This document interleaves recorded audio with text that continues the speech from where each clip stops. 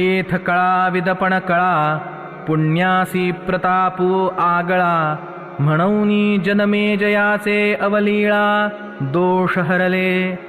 अर्थात या महाभारताच्या कथेपासूनच कलागुणांच्या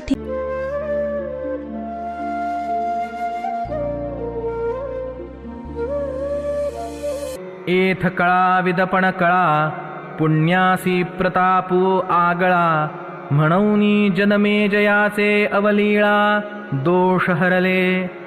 अर्थात या महाभारताच्या कथेपासूनच कलागुणांच्या ठिकाणी कुशलता निर्माण झाली, पुण्याला विशेष तेज चढले आणि त्याची परिणामकारकता वाढली व त्यामुळेच म्हणजे 18 दिवसांच्या महाभारताची 18 पर्वे ऐकल्यामुळे राजा जनमेजयाचे ब्रह्महत्येचे दोष सहजच नाहीसे झाले।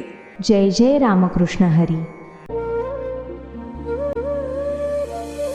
एथ कळा विदपण कळा पुण्यासी प्रतापू आगळा म्हणूनी जन्मे जयाचे अवलीळा दोष हरले।